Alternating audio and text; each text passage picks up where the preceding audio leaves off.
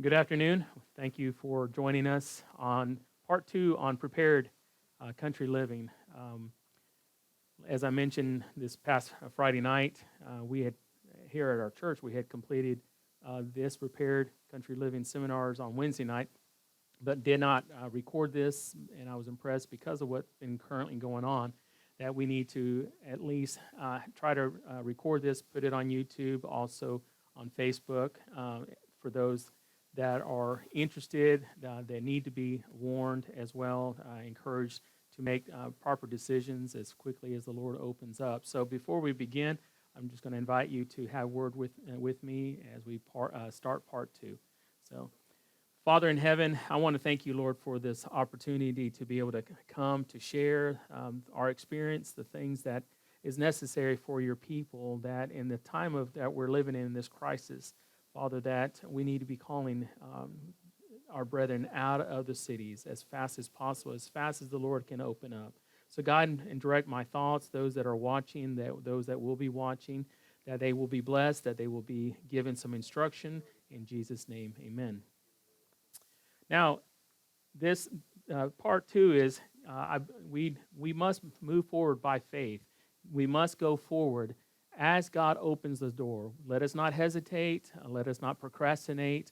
But we need to be very much diligently asking God, open the doors, and then doing our due diligence as well, because it is important that we, at this time, should be encouraging others if we haven't already ourselves, but we should be encouraging individuals to get out of the cities as fast as possible, because things are getting worse and worse. There are cities like New York, Los Angeles, Chicago, New Orleans, and everything else that are being quarantined. Just got a call from a sister that down in the Cayman Islands, they're not allowing people to be outside after 7 o'clock in the evenings. Otherwise, they could be fined or possibly in prison. So these are things that I understand. People are concerned. They don't want to spread the coronavirus and stuff like that. But also, our liberties and freedoms are being restricted and all. So this is why we're going to be going through part two here, called Prepared. And so I'm going to go over. We shared with this on Friday night. The 7 vital steps to getting ready. Plan. Be proactive. Don't be reactive. Don't react to a situation.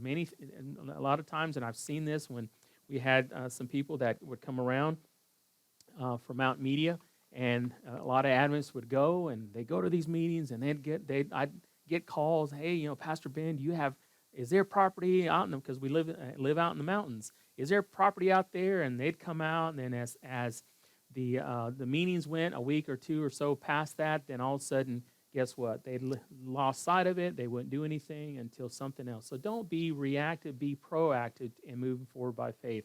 Research. Do your due diligence.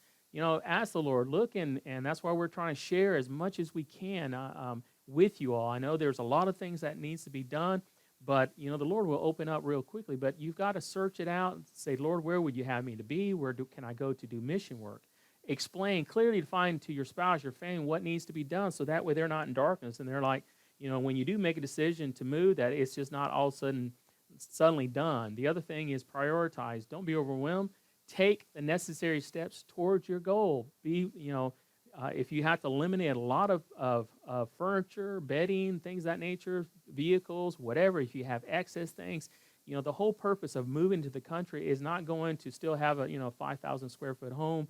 It is to downsize, because guess what? We're fixing to go to heaven. Those that are being preparing. Ask. Don't be afraid to ask. Or don't even be afraid to share, information with other people to help other people. Rest. Be at peace with your decision as well. When you make a decision, this is where God wants me to be, this is what I need to build or to buy or what have you, be at peace with it. Don't continue second guessing, because you'll never make that decision. Execute, implement your plans. Don't wait around to do it. Do it now. And then demonstrate your resolve in it, because guess what? There's other people that are going to be looking to you, that you are able to influence and witness to, that they're going to see. They're watching you. Are you, really practicing what you're preaching? Prepared. The whole thing is prepared for the time of trouble. Preparing for brothers and sisters, what is coming upon the world as an overwhelming surprise. We got to be prepared, because those that are prepared, they will know. They will have already been, just like the 10 virgins, 5 were prepared. They didn't know exactly when the master was coming at the wedding, but they were prepared. That's why they had the extra oil, the Holy Spirit as well. So I want to share a couple of quotes with you before we get right back into sharing what you need to do. Leaving the cities. This is from Matthew 24:15, because somebody had asked, is there biblical evidence that we should leave the cities? And it says, when ye therefore shall see the abomination of desolation spoken of by Daniel the prophet, staying in the holy place, whoso readeth, let him understand. And so when you see these things are happening, and I know there's a doctrinal thing right now about Matthew 24:15. I'm not going to get into it, but when you see these things happening in the cities, in the churches, and what have you, we have to make decisions, and we got to move. And Luke 21 says, and when you shall see Jerusalem compassed with armies, then know that the desolation thereof is nigh. Then let him which are in Judea flee to where? The mountains. And let them which are in the midst of it depart out, and let not them that are in the countries enter therein. So if you're in the country, don't go back to the cities, is what we're being told. Now, from the prophet of God, it says, the plagues of the last days are to be poured out on the inhabitants of the world, who have shown marked contempt for the law of God. God's people, here, listen, should seek to reach the people of the world. That is our mission, is we're here not only to prepare for the coming of Christ, but to help others. It says, proclaiming the truth as it is found in his word. But the time will come when they will have to move away from the cities. And brothers and sisters, I believe that that is now. And live in small companies by themselves. So when we move, we must earnestly pray, dear God, can I move with someone else that is of like mind, that has the mind of Christ, like Philippians 2:5, let this mind be in you, which is in Christ Jesus. Because if you try to go out and live on your own, there's a lot that needs to be done. And we're going to get into cutting wood, making sure you got water and all the necessities, depending on, especially where you're living here on this earth and all that. But it's good if you can be either close next to each other, and by God's grace, we can all get along and love one another and go to heaven. We need to help one another. It says, if our people, listen, if our people regard God's instruction as of value, they will move away from the city. So if you believe that the word of God and the spirit of prophecy is of value, if it is of any value, you will listen and you will do. It says they will move away from the city so that they will not be pained by its revolting sights, and that their children will not be corrupted by its vices. It says those who choose, listen, that's why I have this part highlighted. Those who choose to remain in the cities surrounded by the houses of unbelievers must share the disasters that will come upon them. This is in manuscript 17. So we're told that if you do not see the value of the warning, if you're still in the city, God will not protect you. Because if you have heard these warnings and everything else, then God says, my protection cannot be upon you because you refuse to do. So how can we be an example, witness, and help to others if we are unprepared ourselves and dependent on the resources of the world? So let's go on to the next slide here. Equip for country living.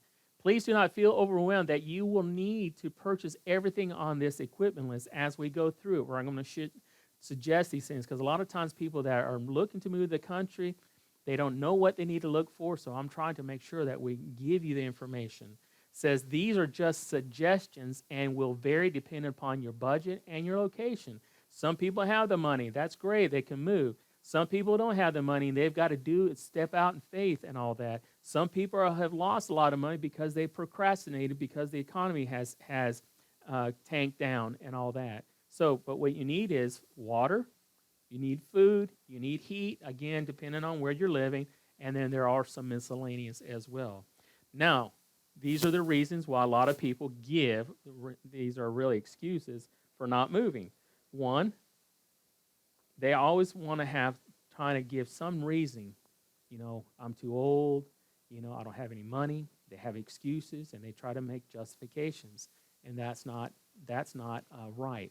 The other thing is, look, Look for property that is not close to any major city as well. 1 to 2 hours away is what is suggested from any type of large city. Now, everyone will have a different opinion about what constitutes a large city or what have you. So if you want to be more out where it's private, but not so far out that you cannot get to help if something happens. Two, if you need supplies, because some are not going to be able to go out there once a month. Some people may need to be out there, have closer um, uh, utilities and things of that nature closer at hand. But when you're looking, you want to look what is the density of the area that you think that you need to move to. Or guess what? If you're in these higher densities, maybe it's just like, guess what? Here in Philadelphia, Washington, D.C. area, is to maybe move out further where it's less densely populated, where you have more privacy. Because privacy is going to be very beneficial because, one, you want to be able to grow your own gardening, having your own garden as well. How do you look for property? Well, a realtor. There are national realtors like United Realty is a national company, Remax, Caldwell Bankers, or some other ones. These are very important to have and to use if you're wanting to move from the West Coast to the East Coast or the East Coast to the West Coast, however the Lord leads you. Here in Tennessee, we have a newspaper called the Tennessee Trader that they buy and sell all sorts of different implements and to land and to homes and rentals and stuff. It's a cheap paper. Usually it's about $1. It comes out every Tuesday.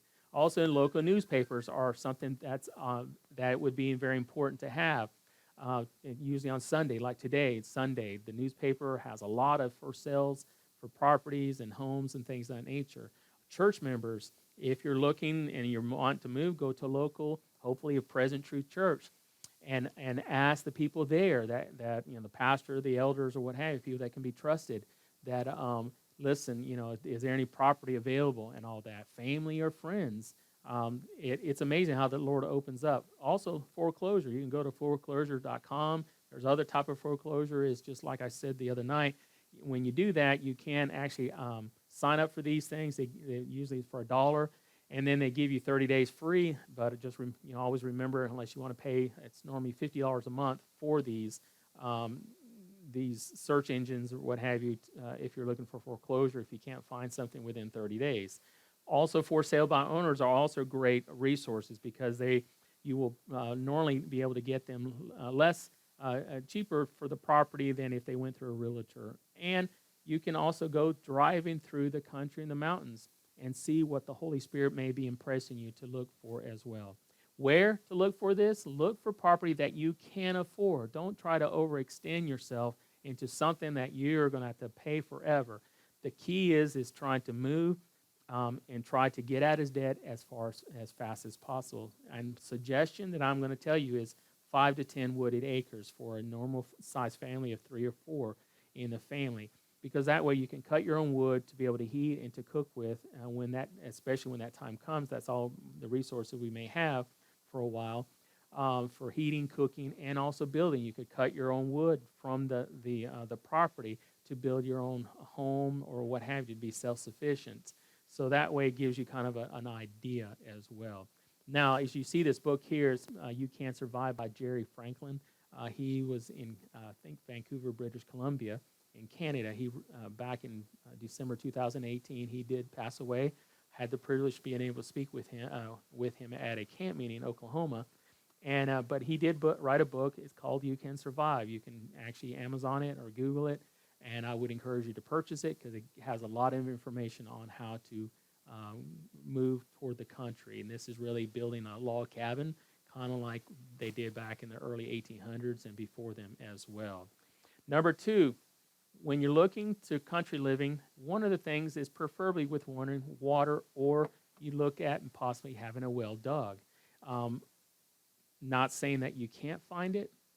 All things are possible, but the longer people wait, those properties, a lot of people want those, even that are non-Adventists. They just like to have creeks or what have you. So you may be having to at least dig a well. Well, here in East Tennessee, you're looking at a well anywhere from $8,000 to $9,000. one thing that I normally suggest people that are looking for property is look for property that already has either a trailer, had an old house in it, because most cases they had a well dug already. So that expense has already been um, uh, absorbed in the purchase price of the land. And so you may have to move the old trailer or tear down the old house or what have you and put something that's a little bit nicer to live in, or at least fix up the old house if you're able to. My son and I, we actually like doing remodeling jobs and stuff because it's neat transforming old buildings. So you want something for drinking, for cooking, for bathing, short-term hydroelectric usage if you're able to get a place that has a stream on it. That way you can be self-sufficient for some items that you may have in your home. And also you want that size of a property, 5 to 10 acres, to be able to grow the garden. The garden is going to be very important. That is what you got to focus on when you move into the country. Just don't get in the country on the tip of a mountain and you have no garden space. The other thing is you want to go where there's a low population per square mile. Here in Tennessee, the average is 145 to 150 people per acre. Per mile, I'm sorry, 150 people per mile, per square mile that lives in that square mile. If you go, currently right now, the lowest per square mile population is in Wyoming. But a lot of people won't go there because it is pretty harsh and long winters there. But at least you need to have that idea. You've got to look at cheap versus affordable. There are some places here in Tennessee, there are a lot of people they're moving to, and it was an old Watts Bar Dam. It was a nuclear plant. That it was a waste, and so the man that's selling it, he's selling it very cheaply. But guess what? It was also years ago they came in and cut all the trees down, so they've got a bunch of pines. Also, it's what I call Tornado Alley. Because during this time of the year between March and June, July, typically those are that's a tornado season, and a lot of people get scared because of tornadoes. So you don't want to be somewhere where you're going to have to evacuate your home and all that. So that's why I say, is it prone to tornadoes, prone to flooding as well, prone to freezing, prone to hurricanes if you live down in like the Florida, the Gulf Coast and stuff like that, or over in Charlotte on the Atlantic coast, and is it prone to fires? So these are things that we've got to be realistic and realize and not be presumptuous just because the price is cheap, and we can't be presumptuous that God's going to protect us. We got to, use common sense pretty much. The other thing is purchasing versus renting. Do you want to rent? A lot of, some people are advocating renting and everything. Well, it could be a good thing, but at any time, the owners could sell, have it to someone else that may not treat you very well, or the owners may just sell and you have to evacuate. Then you're caught in this whole thing. Whereas purchasing, you may not have the outlet. You may have to get into a mortgage and things of that nature. So these are all things that we've got to definitely pray about. Purchasing, you have the ability to remodel, build on, and not waste in monthly rent. That's the incentives or the pros for purchasing. Renting, though, if not settled to what and where you should be, renting may be a more viable option, giving you more time to decide as well. So if you decide to rent, I don't know, some people advocate, well, go over here and rent and see if that's conducive to, the people are going to treat you right and this is where you're going to be happy. That may be so, but, brothers and sisters, we're going to have to settle down and be able to do the work, because by moving from renting from here to there, then we're always caught up in trying to get things set up. We're not evangelizing. We're constantly trying to get our homes and families settled, try to get the banking accounts and whatever, a lot of things in moving are involved. And therefore, it's actually, it's sidetracking us from really evangelizing and also getting our character right as well with God. Or, guess what? With one or more families, that would be helpful. That's why I mentioned it would be nice if, people can truly seek God while he may be found, truly have his character. We should be kind of like Ellen White, we read the quote earlier, that we should be able to work together, coming close together, living close to each other, if not next door to each other, to be able to work and help one another. In these last days, community living has its advantages, and there are disadvantages. Pros, share in the initial costs of the property, if you have to put a well in, and gardening. So if the gardening is the central theme, it has to be the central theme when you're going to move anywhere, and share in the maintenance and repairs as well. Because guess what? If a husband of a family of let's say four, what if he gets crippled? Then it's left to the wife and the children to do all the work and things of that nature. But if we're able to live with a couple of families together, we can all work together, help one another, if in the event, God forbid, that it's to happen, but we have to be prepared for things of that nature. And that's why I said suggestion of purchasing 5, if you can afford 10, or you can afford 20 or more acres with trees on it. You don't want to buy a piece of property that has no trees. It is really of no value then. Trees is very important, and also depending on what trees you have. If you have property that has nothing but pine trees, well, those are going to be more susceptible to possibly catching on fire. The other thing is you're not going to be able to, most people are not wanting or won't use pine to burn with, because the creosote, when you burn it, there's a creosote that develops in your the smokestack, the pipes, and that could catch on fire and could catch the roof on fire in the house if you do not maintain it by cleaning it at least once a month or every couple of months and all that. So this will depend on how many that are in your family or in your group or community as to how many acres you may be needing. But it's always, there's nothing wrong in discussing and praying about it. But always, when you're going to do this, if you're going to do it with a couple of families, then you need to lay everything out. Everyone needs to be willing to speak freely. Nobody be offended. But it's best to have everything, all your cards on the table, then later on, and then there's a huge blow-up later on. Now, you've seen this before.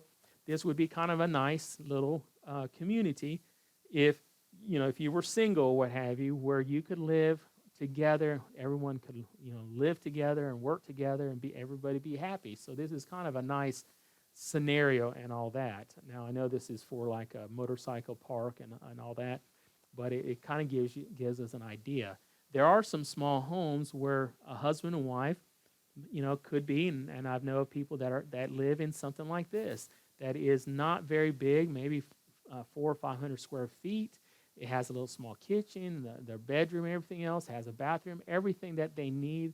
That way they're really reducing, they're downsizing in what they had before, and the property in their home is not owning them. They own the property, and then they're more free to be able to do the things that God has called us to do. Now I'm going to share with you a picture of a friend of ours. There's non-Adventists. Met them a couple of years ago, and I asked them, I said, can I take pictures of your place? And what they did is they had their big home, but they decided, you know what, we want to simplify. We like to have the freedom to travel. So what they did is they have a dually truck, 4-door truck with a fifth wheel. But he put a aluminum roof, a garage or whatever, to be able to protect his fifth wheel, because if you just leave it out in the sun and the weather, then over time the roof can be damaged. So why not invest? And he said, I'd rather invest in this to protect my fifth wheel, so that way it's not having to endure the weather and everything else. Plus, they had a place for him to have a little outside, as you can see, little picnic area, a little garage for his car, place for his truck over here, and his tractor. And so they're very happy with it. It's just him and his wife. Their children are grown, they're gone, and they're very happy. They're very simple and all. He also went and bought, here we have close to us, is an Amish community. And one of their jobs or work that they do is they sell little utility trailers.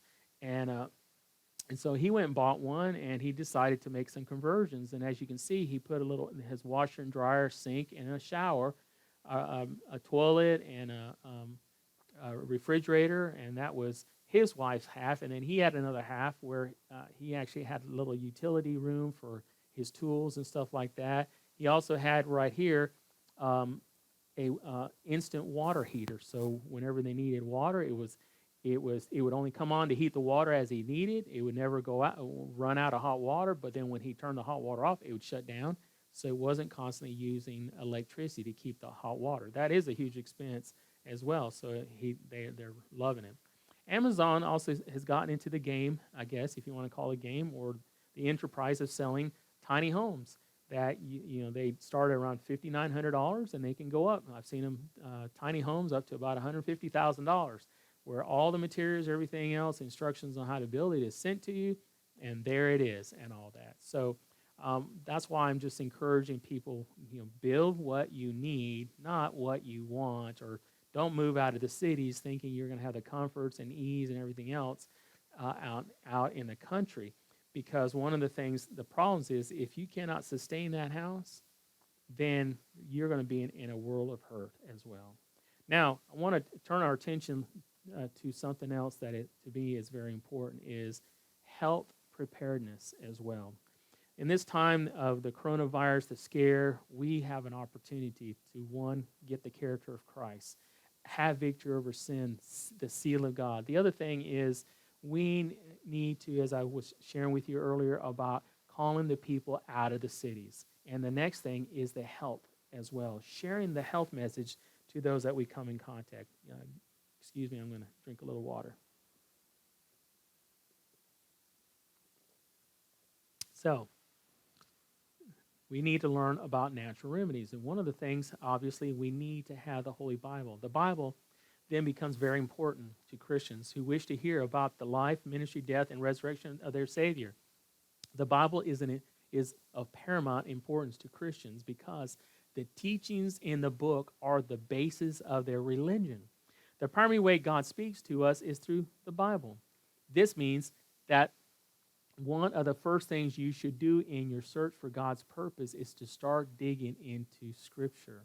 In the Bible, you learn how to live wisely in God's world, which is the first step toward finding your purpose as well. So if we diligently search the Scriptures for ourselves, if we study what God has to say to us, then we will know His voice. We will know His instructions as well.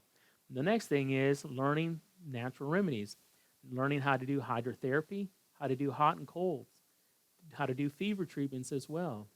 Herbal teas are very important as well. These are the natural medicine cabinet. Everywhere I go, I talk about the health message and encourage people, instead of having the pharmacia, the pharmacy medicine cabinet in your bathroom, you need to have a natural remedy medicine cabinet.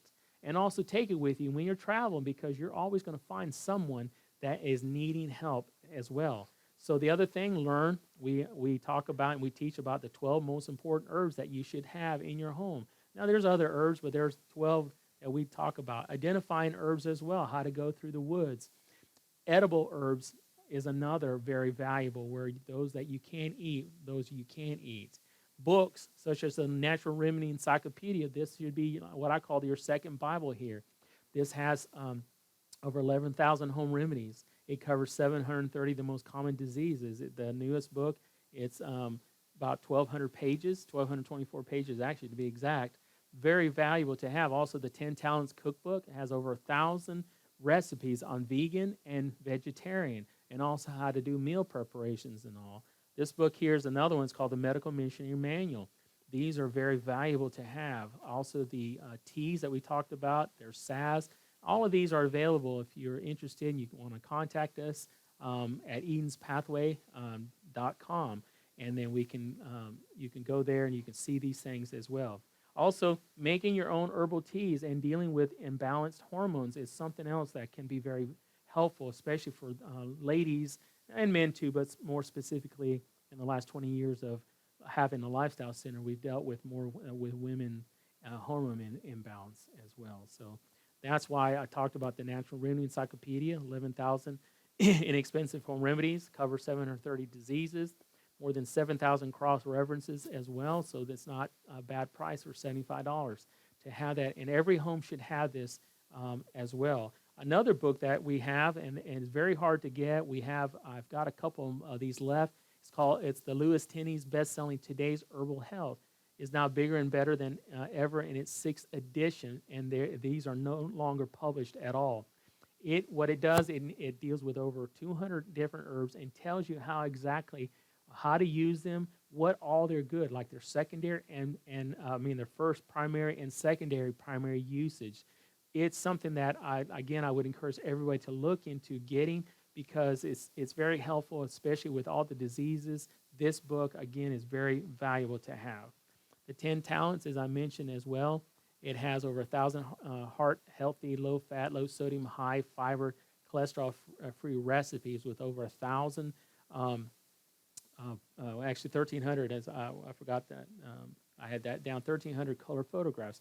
I like it because I like to see what the food looks like when it's finished before I eat it. If I don't, then I won't eat it at all. So this is something, again, it's 675 pages, about $35 for the book. Again, it's very invaluable to have. So the next thing is something that may be a little bit more practical for people and economically. This is of these that you may freely eat. It's a small, small books, $3. It's got 250 economical recipes to be able to use. There's no pictures in it of the foods. It's just the recipes, but it's very compact. To me, it's very affordable for $3 and all. So this is something else you might be interested in. Again, another book, and so I'm just trying to give you some resources, some things that you may not be able to afford all at once right now, but you can at least work toward and prioritize what do I need, because the health message is the right arm of the gospel. The health message will be the very last work. Even after call porter work is done and over with, the health message will be allowed to continue on for a little longer. So let's learn to be medical missionaries. Every church member should be medical missionary. That's why this book called The Encyclopedia of Foods and Their Healing Power deals with over 150 different diseases. It also gives you a diet plan, and so that what it does, volume 1, it tells you these 750 most common foods that are eaten in America. It goes into volume 2, what foods are good for different, like diabetes to heart disease to eye problems, what foods you need to eat. And then the third book is a recipe book that breaks it down the same way. If you have diabetes, these are the foods for diabetes, for cancer, for eye problems, whatever, for liver and cancers and stuff like that. So it's very well put together. It's very well referenced as well, because there's a lot of scientific data that the research that put these 3 volumes together. Normally, I used to sell these when I was a call porter for over $325. You can get them for about $159, or sometimes the Lord allows. You can find them at a used book, and you can get them for less than that. But these are becoming harder to find as well. The other book here is by the same doctor. It's called The Medicinal Plants. This also takes the herb plants and does the same thing on how to prepare them. It's very important to know how to prepare different herbs. But this actually covers about 1,200. It has 1,200 pages on over 470 plants. But again, all these books I'm showing you is books that I have at my home, in my library, that I reference and use and all that. So this is something that I would definitely encourage you to have. Now, one thing I wanted to share with you, I love this quote here. This is from the Department of Nutrition, Cornell University, there in New York. It says, every modern specialist in nutrition whose life is dedicated to human welfare must be impressed in 4 respects by the writings and leadership of Ellen White. And this writing is in reference to the ministry of healing. It says, in the first place, her basic concepts about the relation between diet and health have been verified to an unusual degree by scientific advances of the past decades. In the second place, everyone who attempts to teach nutrition can hardly conceive of a leadership such as that of Miss White that was able to induce a substantial number of people to improve their diets. In the third place, he says, one can only speculate about the large number sufferers during the past century which could have had improved health if they had only accepted the teachings of Mrs. White. Do you know that this is written by a non-Adventist advocating the book, and said, had these people had accepted her writings, how many would not have suffered, much less died? Isn't that impressive? And he said, finally, one can wonder how to make her teachings more widely known to benefit the overcrowded earth that seems inevitable tomorrow unless the present rate of increase of the world's population is decreased. In spite of the fact that the works of Miss White were written long before the advent of modern scientific nutrition, no better overall guide is available today. And this is from Clive McClade, Dr. Clive Clay. He's a PhD professor of nutrition there at Cornell University. Isn't it amazing that the world is promoting this writings from Mrs. White, and we take these books for granted? And he is saying if it could be widely distributed. I'm like, wow, I pray that he's been ordering books and passing them out, regardless if we haven't or have not. Another good book as well, it's a new paperback edition called the Medical Missionary Manuals. It's the what medical missionaries work is and how to do it. This, again, if you're going to be using the health message, this is a book to be had, and we have these as well available. The next one is called the Broken Blueprint. This is the sequel to the Medical Missionary Manual. This is actually it's a sad book. Reason because it tells us what we should have been doing and not what we are currently doing as medical missionaries. We're having hospitals. We should never had hospitals. We should have had sanitariums. Sanitariums is a place where people come to learn why they got sick and what they can do to reverse their health condition as well. So this is an encouraging book as well to read, to understand the principles. This, I pray, will be a helpful guide to those that truly understand the necessity, the importance of our medical missionary work as well. The next one here is some equipment that you may be interested in. Many are familiar with the Vitamix. There are different types of models. They also have some that are reconditioned. Also, something like a magic bullet, something that is simple to use, well, is inexpensive. Instead of having to have a big mixer and all that to try to make your smoothies or to make your superfoods and what have you. So this is something, again, that I would suggest. You can get those normally at Walmart to Bed Bath & Beyond for about $35. Another one is a steamer, to be able to steam your asparagus to cauliflower to broccoli. That way, if you carrots, if you steam for about 5 or 10 minutes, it's still considered organic, but at least it softens it enough where you can chew it and you can eat it. Also, a food processor to make your own, anywhere from pie crust to also to making your own salsa and many other things as well. And just to slice and dice your different vegetables and fruits. And one thing that I like is a Champion juicer. We've had Champion juicers for, I don't know, last 30 or 40 years. One my mother had when she gave it to us. It lasted about 25 years. Our current one, I think we've had about 10 years so far. Very good, long-lasting. If you treat it right, meaning about you clean it up. When you're done using it, it will treat you right as well, and that way you're not having to replace this. It's easy to clean. That's why I like this and the other ones, and the longevity as well. Something else is what would be good, especially if you're going to be alkalinizing your body, is a lemon and just a citrus juicer. There's different types out there. I just like this one where you can just press it and get all the juice out as much as possible. We're going to talk about the dehydrators later as well. There are different types and models, but it's good to have to dehydrate your fruits and vegetables for long-term usage and storage as well. Here's another juicer. This is for like your grapefruits, a little bit bigger. It does use electricity. Also, you want a garlic press, one that is good. This one, probably need to change the picture, but this one I don't really like. We have this one. It's hard because the garlic fibers get caught in there, and it's hard to clean it. There's ones that you can flip around and can push the fiber out. So let's talk about water. Water filters. There's one that's called the Berkeley Light. It filters up to 6,000 gallons.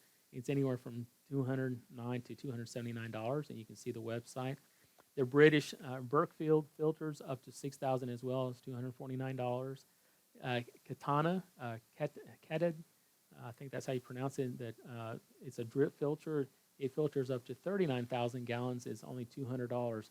This one is actually the one that the military uses. Very effective. You can go to a very muddy, disgusting water, suck the water up, and it will actually come out 99.9% pure when it comes out, is what they guarantee. Also, gasoline water pumps. There's a Honda WH-15 water pump. It's probably $665. This is if you're going to be having like a well, you need something to be able to run off of gas. If you don't put it on electric line like your water pump, or if you have your own solar system to be able to pump the water for your home and for your garden as well.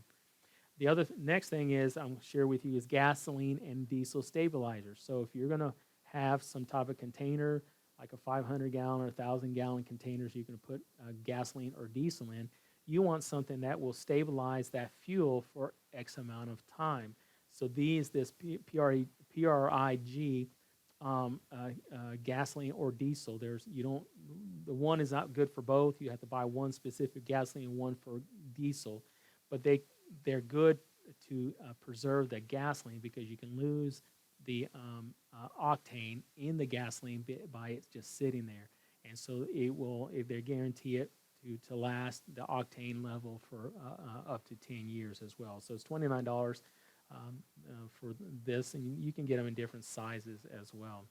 The other thing is Grenfell's water pumps. These pumps work well in water systems that are off the grid, power grid as well.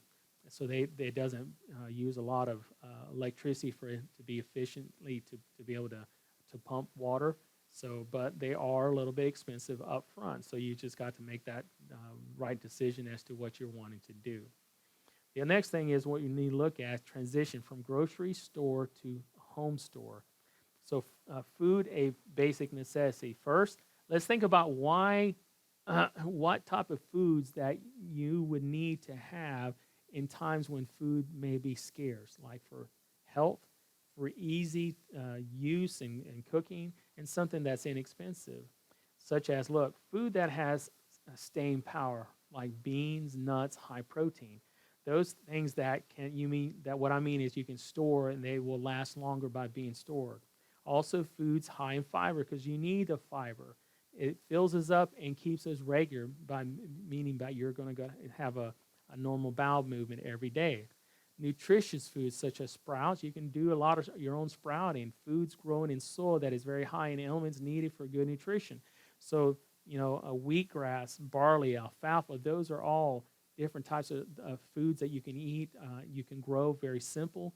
Also, you want energy foods such as fruits, especially if you can dehydrate. That's what I talked about. We will discuss about dehydrated foods. And also herbs and foods for medicinal use, such as garlic and all vegetables.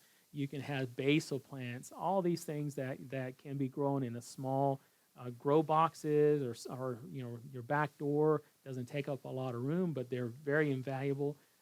Basil as well, you can, like cilantro, these are things that you can grow. These are things that you can actually chop up, put them in freezer bags, and then while we have ability to freeze it, and they are sustainable and they can be used later on as well. Another resource, something that we try to do every 6 months, is we get a co-op food. This is from Country Life. So if you're in the area of them being able to deliver, they deliver into 15 or 16 states from Michigan all the way down to the south. I'm not sure. I think Tennessee may be the furthest that they go south. They go to North Carolina and all that. But they do deliver. And so this is where you can, co-op is being able to, what they want is at least a $450 order to deliver to you. And so if you get several families or your whole church to order, then it's very helpful to them. They are Seventh-day Adventists. We've been working with them for years. Indirectly with another company that's no longer in business called Something Better, but they used to get their food from Country Life. And so for probably by at least 20 years, we've been ordering from them. And by God's grace, we'll continue until we're not able to order from them anymore. So I would encourage you to contact them to see if they're able to help you. I know they do ship overseas because one time my son and I were up there. We used to drive up to Country Life in Pullman, Michigan, but now they deliver straight to our church here. And but they were having about a $20,000 order going to, I think it was Puerto Rico. So they do ship overseas now. But like I said, contact them as well. The other thing is, where did you start? One, list foods that you eat fairly regularly do a simple meal plan. That's the first thing that I would suggest you doing is list the foods that you use on a regular basis.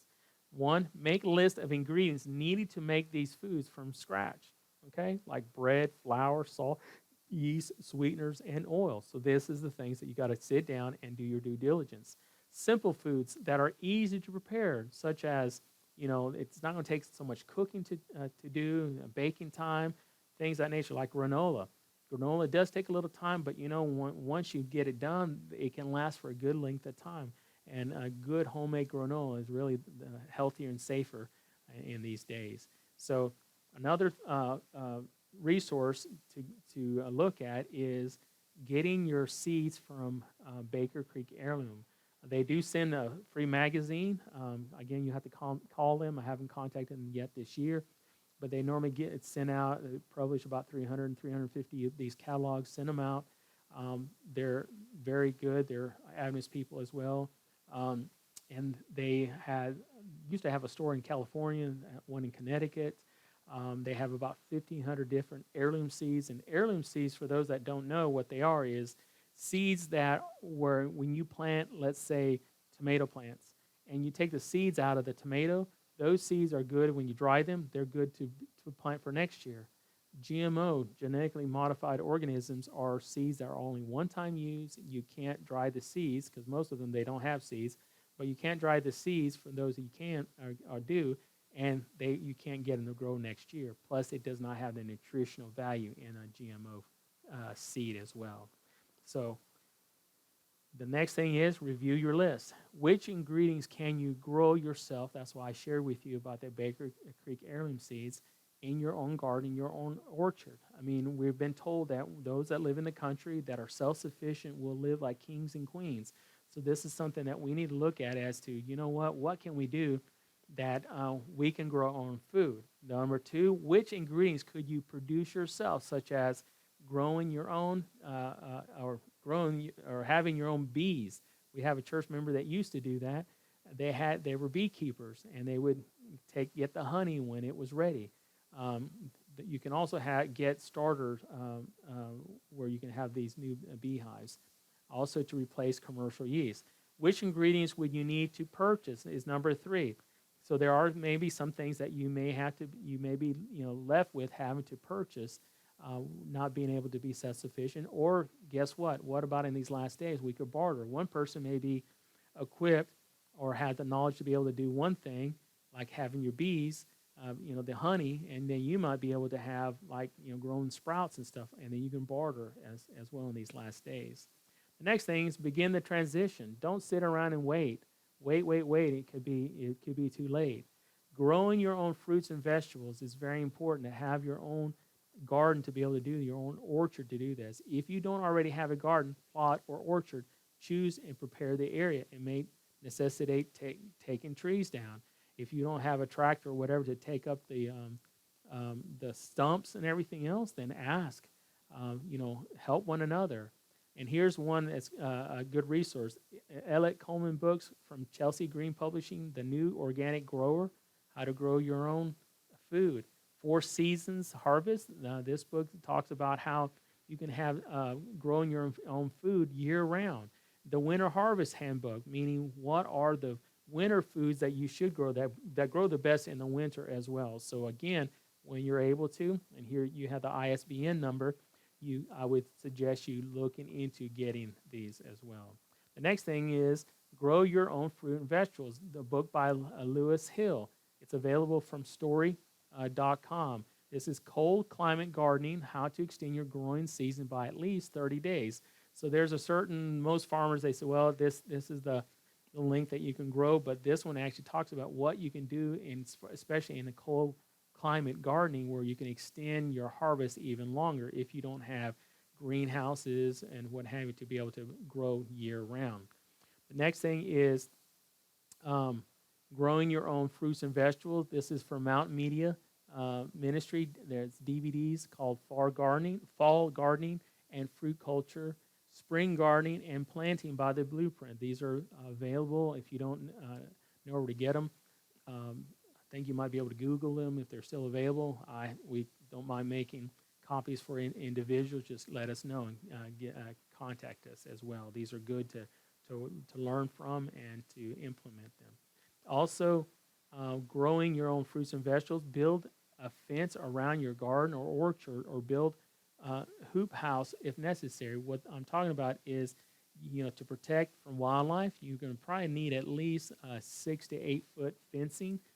If you have a lot of deer infestation, you probably have to at least go up to at least 8 feet, if not higher, when you're trying to. And it's going to cost a little bit to try to have this, but in the long run, you're going to be very happy that you've had something to protect your garden from wild animals as well.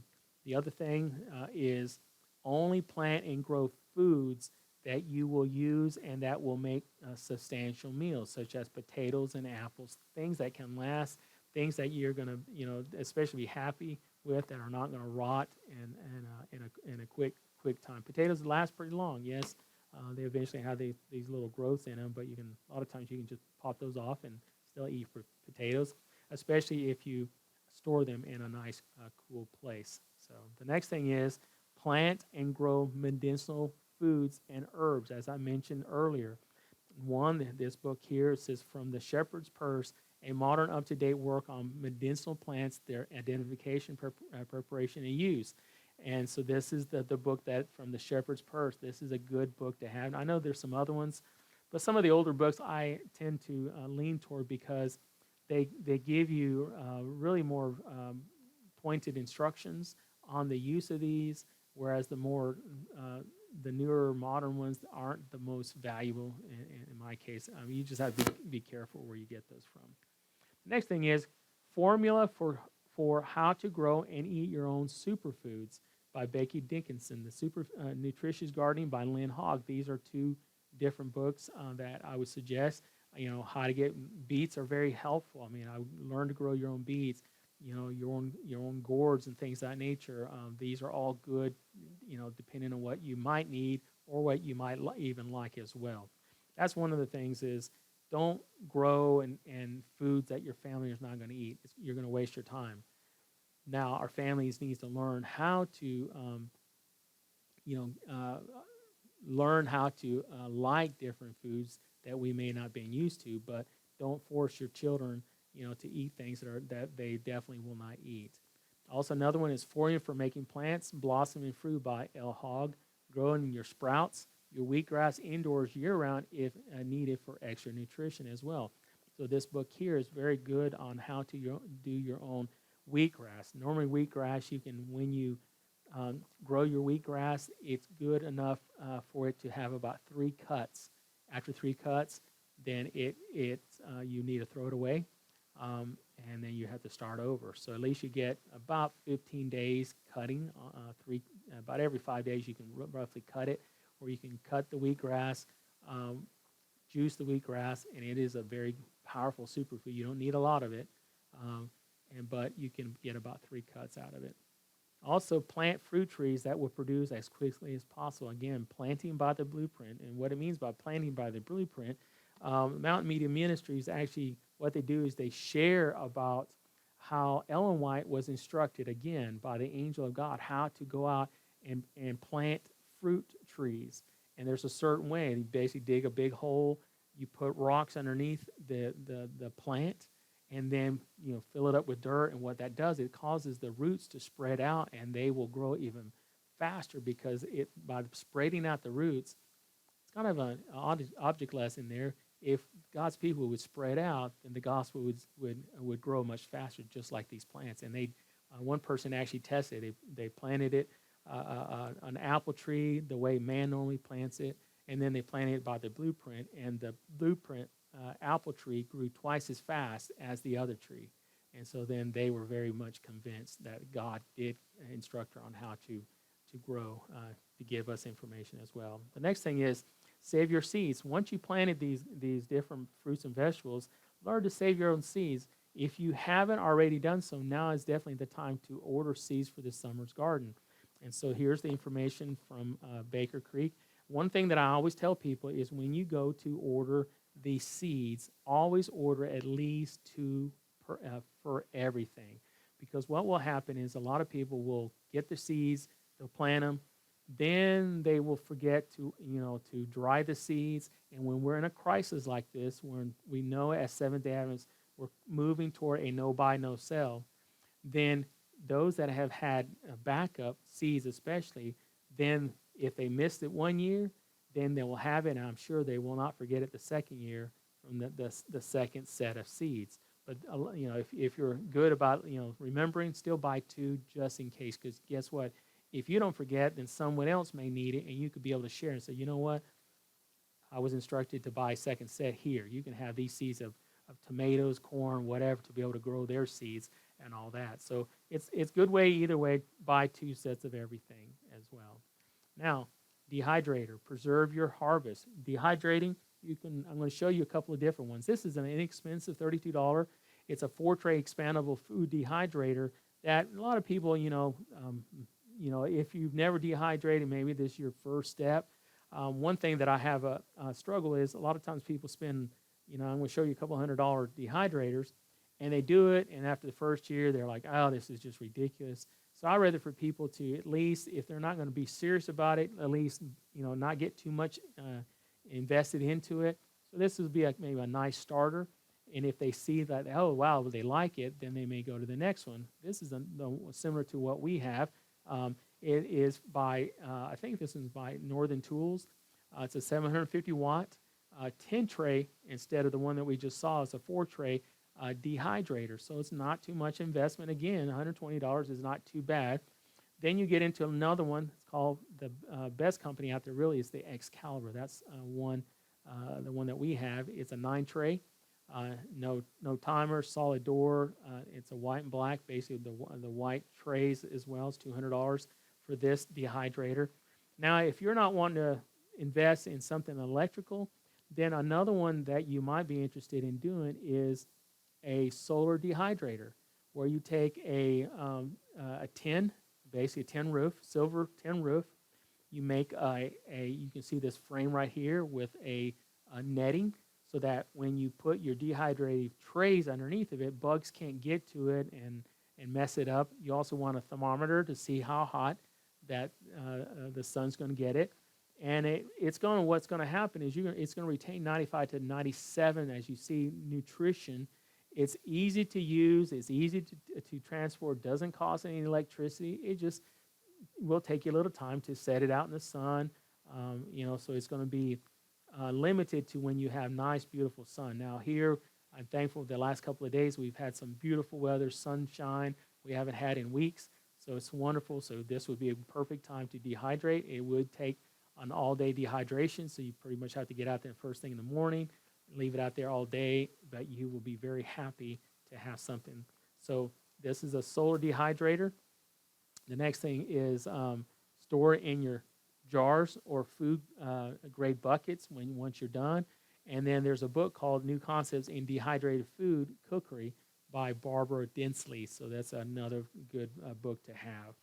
Now, if you want to kind of upgrade from that, let me take another drink of water.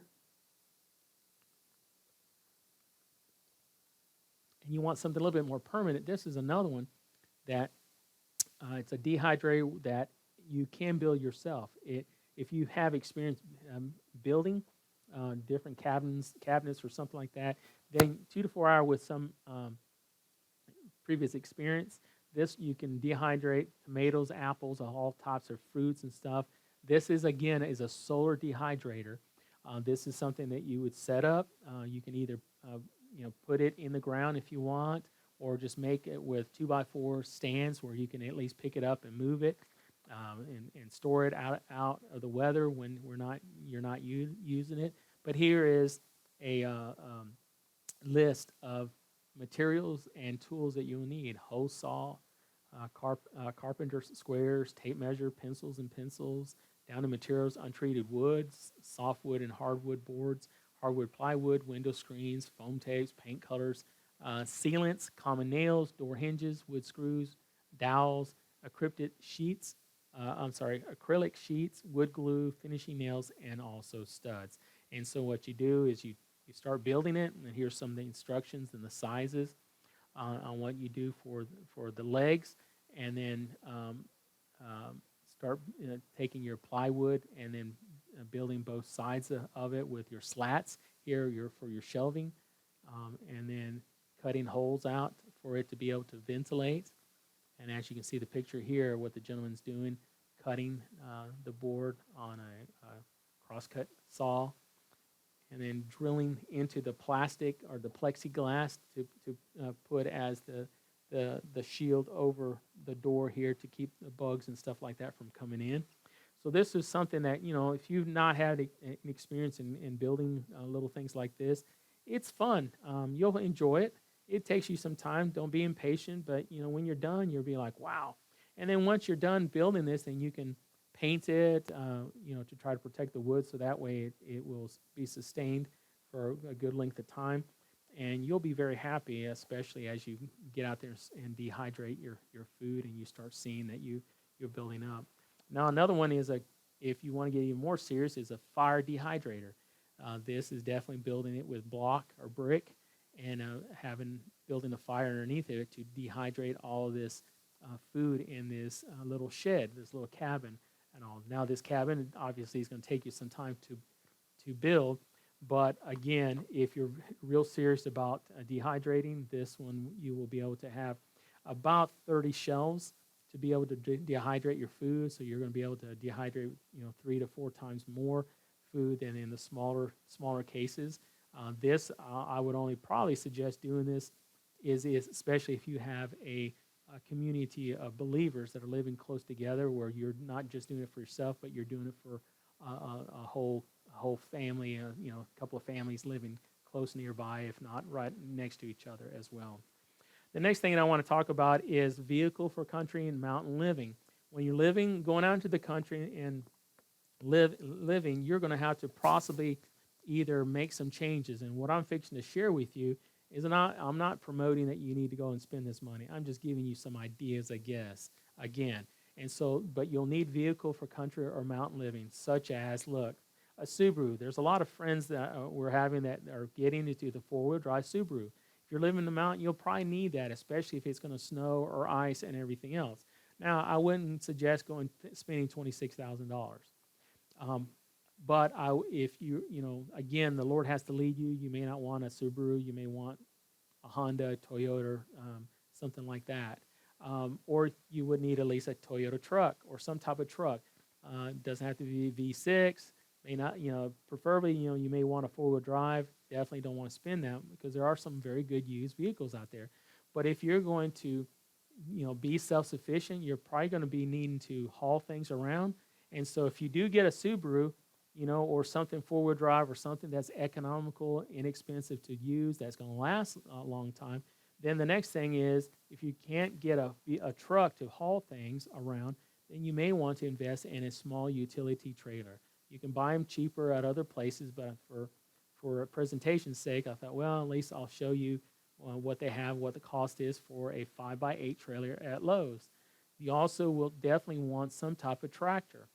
Now, if you want to buy horses and feed them and have a plow, that's great and good. People say, well, we need a horse and plow. Well, you still have to feed the horse as you still have to feed this little tiller, to plow up for your gardening and all that.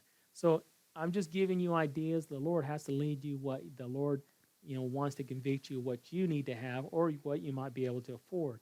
If you're not able to afford these things like the trailer and the tractor, then you may have to, again, work with other people and borrow other people's things. I don't think it's bad because we need to all work together, not be hoarding and say, no, this is mine. No, we need to be here to serve one another as well. So now, in the time we have left here, I'm going to talk about food storage, what we need to do as far as preparing. Last presentation I talked about and showed you about how the Mormons were storing foods for years and years and years. I'm not suggesting that we need to do that, but I am suggesting that we do need to do some type of food storage for maybe short-term time. And so aftershock of emergency food, which food storage system would you prefer in emergency? Would you want this type of food storage that you really don't know what's in there? Or would you want this type of food storage that has been, stored protected from bugs and things of that nature, and it's also in an orderly manner. Again, this is what we've got to look at, you know. And so we're going to talk about tips to build your food storage as well for long sustainability. So quick navigation. One, we're going to look at where to store your food. Start small as well. Don't just think that we need to go and spend $5,000 to get started on food storage. If you have the money to do that, great. Most of us don't have that, so we have to start small. And then we're going to look at what to store. Number 4, foods that are tough to store as well. Freeze dried foods.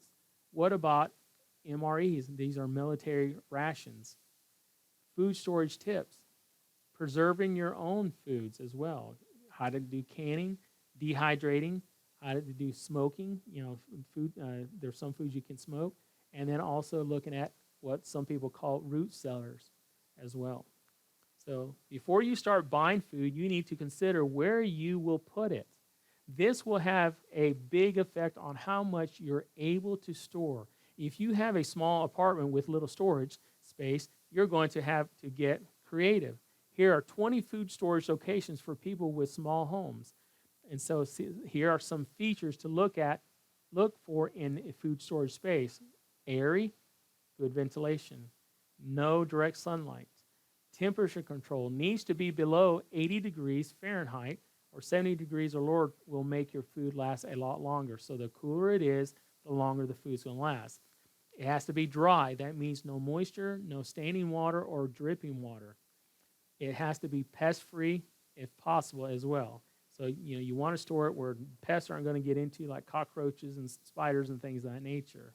You probably already have some locations in mind. If not, here's a list of places that could make suitable food storage areas, such as the basement, a root cellar, spare bedroom, closet, a pantry, under your beds, behind clothes in the closet, or your linen closets are also places that you could store your food. Keeping your food out of sight should be good enough. However, there is the possibility of extreme, and this is what you got to pay attention, of extreme situations where looters or even government agents ransack your home in search of food. In case this happens, you should consider keeping some extra emergency food in unusual locations, such as inside your lamps, behind the walls, inside old broken appliances, inside your box springs, under the stairs, at the bottom of potted plants. These are places where these people, because when there's a food crisis and shortage, then people are known, they've studied and said people that, like in Atlanta, when all the food and everything else is gone, in Atlanta, people are able or willing to go 25 miles outside, walk 25 miles from their home to try to find stuff to be self-sufficient. So that's why we've got to get the people out of the cities as fast as possible. Although you want your food stockpile out of sight, you don't want to put it just anywhere. There are several places you should avoid storing your food simply because the temperature and humidity levels can't be controlled. For example, garages, you don't want to put them out there. These are okay if you live in a mild climate and the garage will not freeze or exceed 80 degrees on a given day. However, it could be a problem if you live in a very humid area. Outside sheds. Again, there's no way to control the temperature or humidity, and pets could be an issue. Laundry room or bathrooms. These are not good places because humidity tends to be a factor as well in the bathrooms when you're taking a shower and all that. Attics, these tend to get way too hot in the summer, and once again, humidity could be a problem because a lot of heat, builds up in the attics of every home, unless somehow they have some way of ventilating, but still you're spending money, electricity to ventilate it just to try to keep it cool. So again, that's not the best place to store them. Now, what you want to do is start small. Don't compare your food catch to that of your friend who has been prepping for years. That's the word, prepping. That's like comparing yourself to a marathon runner the day you start a jogging regimen. As with exercise, you have to start small and do a little bit at a time. If you don't stop, then you'll have a huge stockpile before you know it. To help yourself stick with it, you should set goals.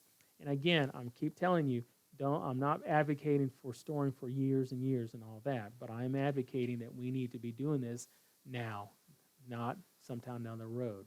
First is you start with 3 days. This is the recommended amount of food and water you should always have on hand according to the federal government. The average household already has this much food.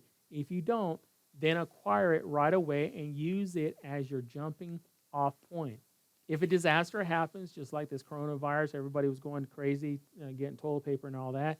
Today I went to Costco's. It's the first time I've been in Costco's for over a week, and it was actually very interesting. Being a Sunday, I thought people would be crowded there, but I was able to walk in without any problem. I was able to check out about the same time frame that normally and all that. It wasn't crowded. There was some, toilet paper was definitely gone, but there was foods and stuff like that was available, so I didn't have problems getting food. But that wasn't that way last week. So if a disaster happens, remember that the food in the fridge should be eaten first. So if anything happens, if you have it, because it's going to spoil first, which means you can save your pantry food for the following day and all. The next thing you want to do is look at, saving for 3 weeks. Now you want to take that 3-day food supply and build on it. Figure out how much food your family eats on a typical day. Multiply that number by 21, and you will know how much you need. You don't have to get into bulk items quite yet at this stage. Just build up your food storage at an even pace. When you go grocery shopping, buy extra of anything that doesn't have to be refrigerated. Try to make sure you have a little variety too. What's something you haven't had in a while, but you know your family likes? Whatever it is, grab it. Keep doing these things until you have 3 weeks of food, and don't forget to rotate. Okay, so whatever you buy now, in 3 weeks, that needs to be gone, but you're replacing it constantly in a rotation. And it's going to take a while, because trying to get used to this of buying 3 weeks of supply and having it and replacing it and storing it, it will take a little practice. Now, once you've got the 3 weeks, look at 3 months supply. This is where you are getting into the long-term food storage items that are best purchased in bulk foods, just like we're fixing to order and bulk food from Country Life. Things like beans and rice and pasta and sugars and flours and so forth. Consider getting a membership to a store like Costco's or Sam's. This is the stage where you want to learn how to cook from scratch. I know some people think cooking from scratch is a pain in the butt, but you'll save a lot of money that way, just getting from scratch. You'll also be a lot healthier. Try several different meals from scratch that you could make on your grill or camp stove if you had to. And when you find some that your family likes, buy the necessary ingredients in bulk. So, it's a trial and error, trying and testing these different things, that especially when you're looking at storing food for 3 months. The next thing is look at 6 months supply. Your food supply should be double the last checkpoint with a variety of foods and snacks to keep your family healthy and happy. Again, be careful about relying too much on canned foods and boxed meals. If that's all you have to eat, then your sodium levels will be through the roof, which is hard on your health, especially if you're middle-aged or older. Make sure you have plenty of bulk dried foods and dehydrated foods, and we'll talk about that more later as well. So make sure that you have a lot of these types of foods on hand. Now, once you have the 3 days, the 3 weeks, the 3 months, and now you're looking at 6 months, the next big step in preparation, and here, and we may be too late to even get to this here, is having a 1-year supply. So this is generally the goal for most preppers, and it might take several years to get there, but it is very doable if you're patient and persistent. But once you get to this point, don't stop prepping. You should continue rotating through your food supply and improving on it. You'll discover new foods, new recipes, new ways to store things, and so forth.